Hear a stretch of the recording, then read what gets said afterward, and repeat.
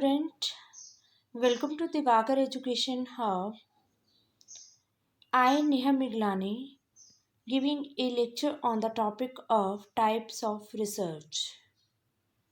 In this video, we are going to discuss the different types of research we are going to use on different research topics.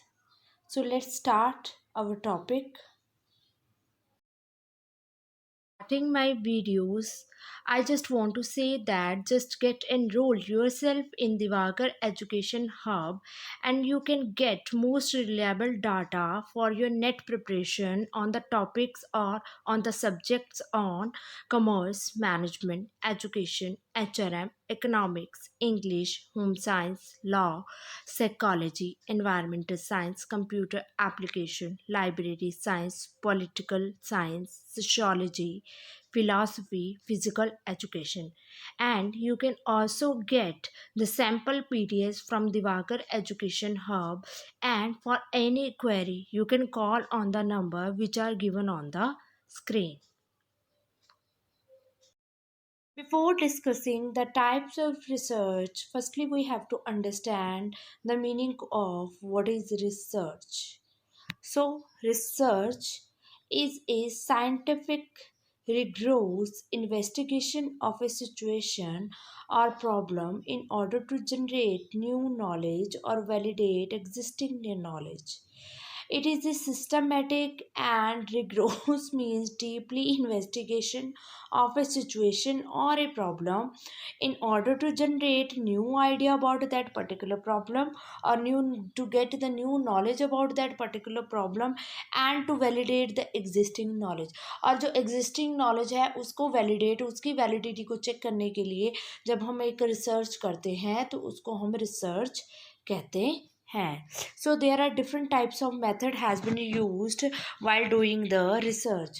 First one is the applied research, and then basic research, then correlation research, and then descriptive research, and then ethnographic research, and then experimental research, and then exploratory research, and then ground theory research, and then historical research, and then phenomenological research, and the quantitative and qualitative research. We are going to discuss all these types in different manners with the help of some suitable examples, and also we are going to discuss the advantages and disadvantages of all these methods.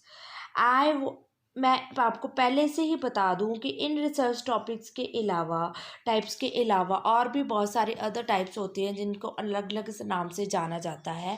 और भी बहुत सारी research की types included होती हैं तो उनको भी हम थोड़ा सा डिस्कस करेंगे. हमें सबकी थोड़ी सी बेसिकली नॉलेज होनी चाहिए कि कौन कौन सी रिसर्च की टाइप जो है वो होती है.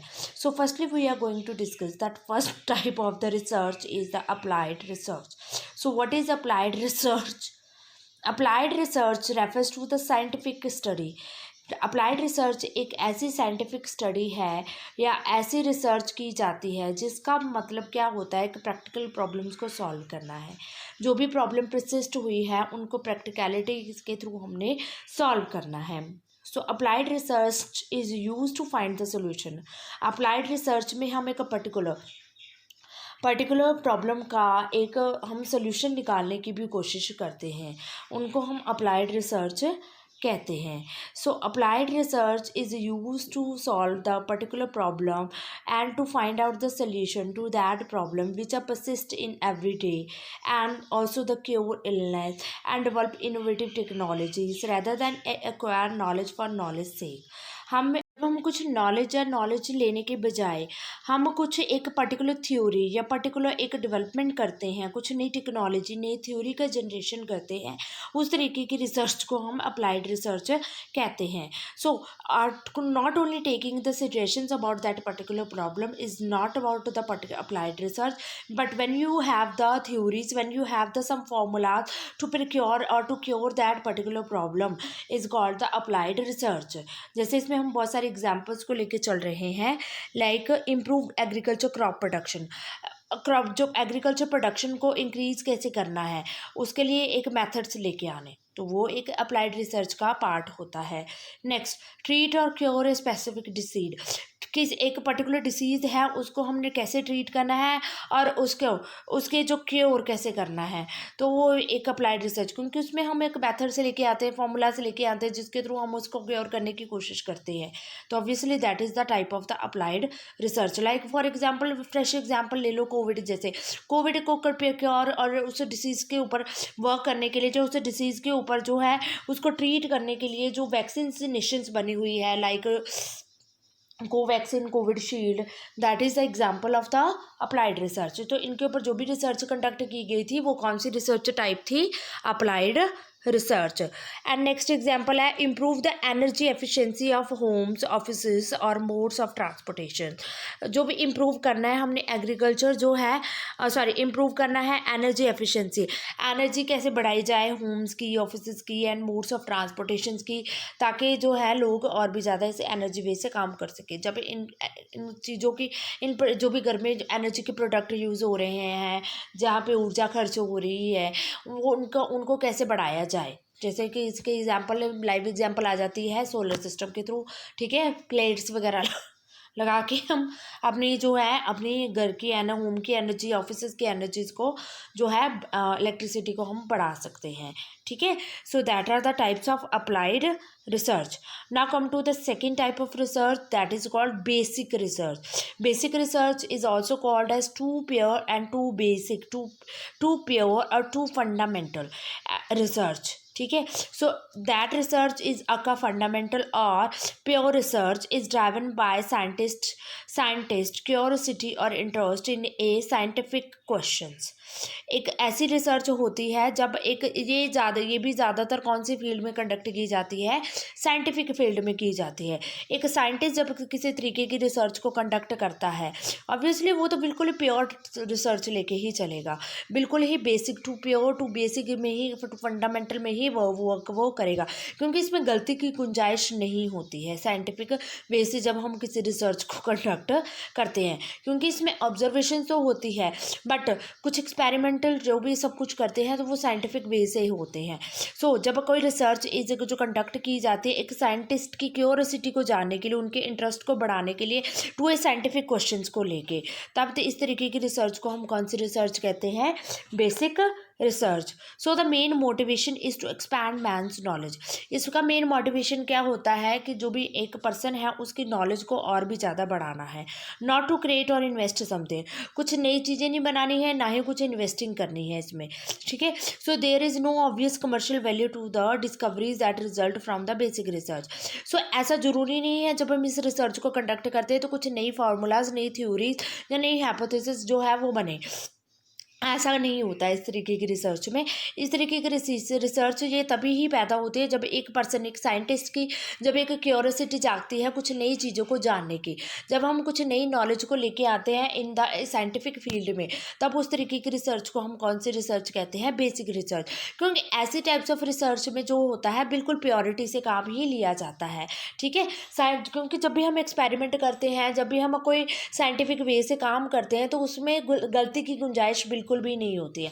तो इस तरीके की रिसर्च को हम बेसिक रिसर्च कहते हैं। और एक और चीज़, इन दोनों अप्लाइड रिसर्च और बेसिक रिसर्च में यही मेन डिफरेंस आ जाता है कि जब आप बेसिक रिसर्च के ऊपर वर्क करते हैं तो आप नई थ्योरी फॉर्म्ड करो, ये ज़रूरी नहीं होता है, नई फार्मूलाज आप लेके आओ, ये ज़रूरी नहीं होगा, ठीक है। बट आप जो है आप एक अप्लाइड रिसर्च में आप एक नई फार्मूलाज, नई थ्योरीज को लेके आओगे ही आओगे, ठीक है। जैसे मैंने कोविड की एग्जाम्पल उसमें ली है, जब हम कोई वैक्सीनेशन से उसके ऊपर वर्क करके वैक्सीनेशन लेके आए हैं, वो अप्लाइड रिसर्च का पार्ट हो जाता है। बट जब हम इसके सिम्टम्स को और भी गहराई से जानने की कोशिश करते हैं, और भी नए सिम्टम्स जो है फॉर्मुलेट हुए सेकंड फेज में, उन सभी को चीज़ों को जो उजागर कर रहे हैं वो कैसे हुए हैं? क्योंकि एक साइंटिस्ट की क्यूरियोसिटी के थ्रू उनके बारे में पता चला है। तो इस तरीके की रिसर्च को है जो हम नॉलेज बढ़ा रहे हैं, तो इस तरीके की रिसर्च को हम क्या कहते हैं? Two basic and the two pure, या फिर बेसिक या फंडामेंटल रिसर्च। सो इसकी कुछ एग्जाम्पल्स हम लेके चलते हैं, ठीक है। लाइक फर्स्ट आ जाता है how did the universe begin. एक यूनिवर्स कैसे स्टार्ट हुआ है? तो ये उसकी एक साइंटिस्ट की क्यूरियोसिटी का पार्ट आ जाता है। साइंटिस्ट की उसकी क्यूरियोसिटी, उसकी इंटेंशंस होती है कुछ नई, यूनिवर्स कैसे स्टार्ट हुआ है, मैंने इस चीज़ को जानना है, उसके रिगार्डिंग नॉलेज लेनी है, तो that is the part of the basic research. इसमें कुछ नई चीज़ें नहीं बनी है, नई फॉर्मूलाज नहीं बनाए हैं हमने, ना ही कोई मेथड जनरेट किया है, हमने नॉलेज को बढ़ाया है, तो that is called basic research. Next type of research is a what are protons, neutrons, electrons composed of। what are protons, neutrons and electrons जो है वो किस तरीके से कंपोज हुए हैं, तो ऑब्वियसली इसमें भी नॉलेज आई है, कोई नई चीज़ें नहीं निकाली है, नई नई साइंटिफिक, एक साइंटिस्ट की क्यूरियोसिटी है ये, इसमें भी साफ पता चल रहा है, और एक नई नॉलेज जनरेट करके आएगी इसके थ्रू, ठीक है, तो that is a part of the basic research. Now next आ जाता है how do slime moulds reproduce. Slime कैसे रिप्रोड्यूस होता है, स्लाइम कैसे बना है, ऑब्वियसली उसमें भी एक नई नॉलेज जनरेट हुई है और नॉलेज के थ्रू एक नई चीज़ का पता चला है, तो that is also a part of the scientific research और बेसिक रिसर्च। साइंटिफिक और बेसिक रिसर्च जो भी है वो, मतलब बेसिक का मतलब क्या होता है, साइंटिफिक बेस से जब हम वर्क करते हैं, क्योंकि सिर्फ प्योरिटी की गुंजाइश सिर्फ साइंटिफिक बेस में ही होती है। अगर हम नॉर्मली किसी के बारे में बात कर रहे हैं तो उसके बारे में हमने जजमेंट करनी है, तो वो बेसिक रिसर्च भी नहीं आता, वो हमारे खुद की ऑब्जर्वेशन होगी, ठीक है। नेक्स्ट इसकी आ जाता है हमारे पास बेसिक रिसर्च में example, what is the specific genetic code of the fruit fly. Fruit fly का स्पेसिफिक जेनेटिक कोड क्या है, तो ये भी एक नया जो है आपका नई नॉलेज इसके थ्रू आई है, ठीक है। So that are the basic research type. Now come to the difference between this two research, what is the basic research and what is the applied research. Basic research में हम सिर्फ एक knowledge को बढ़ाते हैं, एडिशन टू द नॉलेज, सिर्फ एक knowledge को बढ़ाया जाएगा। बट अप्लाइड रिसर्च में क्या होता है, कुछ प्रॉब्लम्स का सोल्यूशन लेना है, इसी तरीके को समझो, बेसिक में नॉलेज को बढ़ाना, अप्लाइड में किसी पर्टिकुलर प्रॉब्लम का हमने सोल्यूशन लेके आना है। एंड बेसिक में क्या होता है, कुछ इन्वेस्टिगेशन करनी है, कुछ डिस्कवरी करनी है, इसमें क्या होगा, कुछ इनोवेशन करनी है, कुछ नई चीज़ें लेके आनी है, कुछ एप्लीकेशंस को जनरेट करना है, ठीक है, तो ये हमारी क्या हो जाती है, अप्लाइड रिसर्च, ठीक है। और बेसिक रिसर्च जो होती है मोर एकेडमिक, ये एकेडमिक ही होती है, क्योंकि इसमें ज़्यादातर जो है जो भी वर्क होता है वो इंस्टीट्यूशनल वर्क होता है, एक लेबॉर्ट्री में वर्क किया जाता है, ठीक है, या फिर एक इंस्टीट्यूशन एकेडमिक बेस से वर्क किया जाता है इसमें, ठीक है। अप्लाइड रिसर्च में क्या होता है, प्रैक्टिकलिटी ली जाती है और उस पर्टिकुलर प्रॉब्लम को सॉल्व भी किया जाता है विद दैट पर्टिकुलर सॉल्यूशंस के साथ, ठीक है। And then extensive in nature, ये एक्सटेंट, बेसिक रिसर्च जो होती है एक्सटेंड, नॉलेज को जितना मर्जी बढ़ा लो, जितना मर्जी बढ़ा लो, इसकी कोई भी लिमिट नहीं होती है।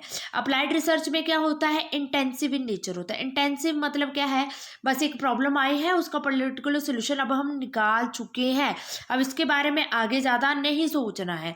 बट बेसिक रिसर्च में क्या होता है, हम अपनी इनोवेशंस, अपनी इंटेंशंस, अपनी एक्सटेंसिवनेस को और भी बढ़ाते रहते हैं, क्योंकि जब एक पर्टिकुलर प्रॉब्लम का जब हम जो है नॉलेज लेके आते हैं तो दूसरी और एक प्रॉब्लम आपके सामने उसी टाइम आ जाती है, क्योंकि एक पर्सन को क्यूरियोसिटी होती है कि नहीं ऐसा हुआ है तो क्यों हुआ है, क्या कारण है, किस तरीके से हुआ है।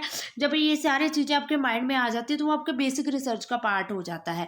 बट आप जब एक पर्टिकुलर प्रॉब्लम का जब सोल्यूशन लेके आते हो, कोई फंडामेंटल थ्योरी को जनरेट करते हो, या फिर आप किसी एक पर्टिकुलर सिचुएशन को डेवलप करके चलते हो, तो वो आपकी कौन सी रिसर्च आ जाती है, आपकी इंटेंसिव रिसर्च। सो इसको दोबारा से समझो, बेसिक और अप्लाइड में क्या डिफरेंस होता है। बेसिक रिसर्च में आप कोई नई थ्योरी, कोई नई फार्मूला, कोई भी नई थ्योरी, कोई भी नया फार्मूला आप जनरेट नहीं करते हो। बट अप्लाइड रिसर्च में क्या होगा, आप एक नई थ्योरी, एक फार्मूला को जनरेट करते हो। बेसिक रिसर्च में आप अपनी नॉलेज को बढ़ाते हो। बट ये किसका पार्ट होता है, जब एक साइंटिस्ट की क्यूरियोसिटी जागती है किसी पर्टिकुलर प्रॉब्लम को लेके, वो उससे रिलेटेड नॉलेज बढ़ाने की कोशिश करता है। अप्लाइड रिसर्च में क्या होता है, आप किसी भी तरीके की क्यूरियोसिटी लेके नहीं चलते हो, आप एक पर्टिकुलर प्रॉब्लम का सोल्यूशन निकालने की कोशिश करते हो। You have to put that solution.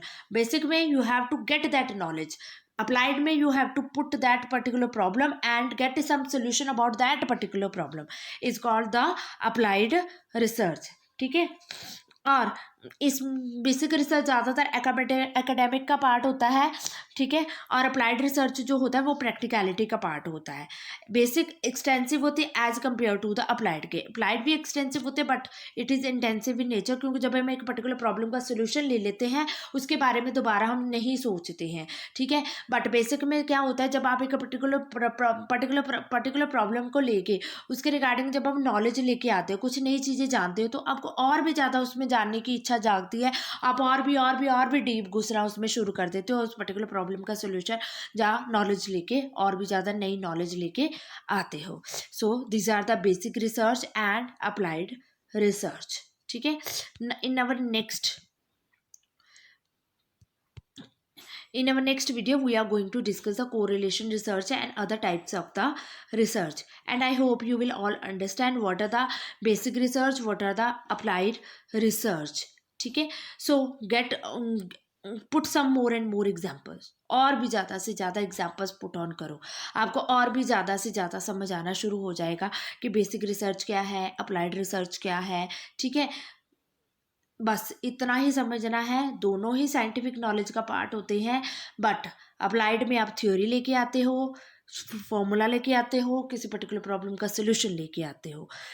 But basic में क्या होता है, no theory has been formed, no formula has been generated, no particular problem, no suggestions about that particular problem, but you have to get some knowledge about that particular situation, and it is the part of the curiosity of the scientist. Both studies are related with the scientific way, but किस तरीके से करना है, क्या result आएगा, उसके through इनकी types को हम कंसीडर करके चलते हैं, ठीक है। सो that is all about my today topic, and I hope you will all understand the meaning of the applied research and meaning of the basic research. In our next video we are going to discuss the another types of the research aptitude. Thank you so much.